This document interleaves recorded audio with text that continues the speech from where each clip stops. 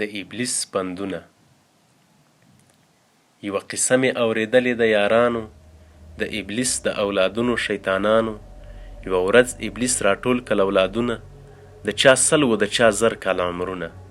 ترې یې وپوښتې کیسې د عملونو، د خاورین بنده د کړي ګناهونو. ویل څه تخمونه د فساد مو د شیندلي، څه بدۍ مو د په ځمکه کې کرلي. مشر زوی چې په عمر 1000 کلن و، مخ یې تور په ونه جګ په اوږو پلن و. سمدستي شو د خپل پلار مخ ته راوړاندې، شیطاني پاڼه یې کړله لاندې باندې. ویل پلاره یوه ډله ماشومان و، په خوښۍ د مدرسې په لور روان و. ما یې لار کړله بدله وه بازار ته، له مکتبه مې رهي کړلې قیمار ته. تله جومات ته بله ډله د زلمیانو، ما روان کړله په لار د فسادیانو. 100 او څو پرهیزګران مې شرابیان کړل، له خلوته مې په بده لار روان کړل. ابلیس ورکړله پر مخ څاپېړه کلکه، ویل چوپ شه بې خبره بې درکه. لا اوس هم نه یې تر ځایه رسېدلی، توانه یې له ابلیس څخه زولی. تا ته اوس هم شرابونه قمارونه، لا ښکارېږي جنایت او فسادونه.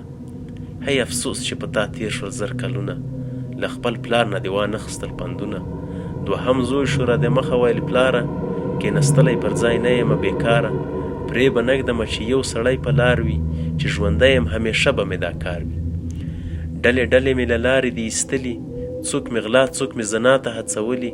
100 مې ښځې له مېړونو جلا کړي، نیکمرغیو ته مې ساندې دي وروړي. یو په بل مې انسانان دي قتل کړي، بې ګناه مې په ناحقه تورن کړي. ابلیس وواهه پر مخ باندې په زوره، ویل کشکې ته پیدا نه وی له موره. ته لا اوس هم خبر نه یې فساد څه دی، د نیکیو او بدیو بنیاد څه دی. چې انسان خدای له ازله پیدا کړی، په خمیر کې یې فساد دی ورښکلی. په دنیا چې خدای کرلي دي قومونه، د انسان په وینو ډک دي فسادونه.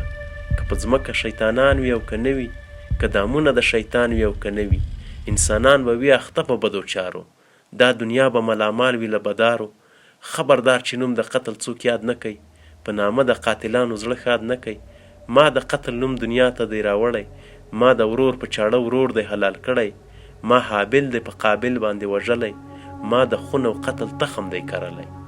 چې په ځمکه انسانان وي دا به کیږي، له تیغونو به سرې وینې راڅڅېږي.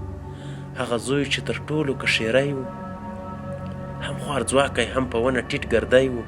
خو په کور کې د شیطان لکه زمری و، هم په عقل هم په ژبه ګړندی و. ویل پلاره ما ټول کال زحمت ایستلی، شپه او ورځ مې په خوارۍ دی ځان وژلی. کېنستلی قرار نه یم له چالونو، یوه ګړۍ نه یم بېغمه له دامونو. هلته لرې یو ښار کې حکمران و، هم هوښیار و هم عادل په خلکو ګران و. په وطن یې جوړه کړې قراري وه، شپه او ورځ یې په کورونو کې ښادي وه.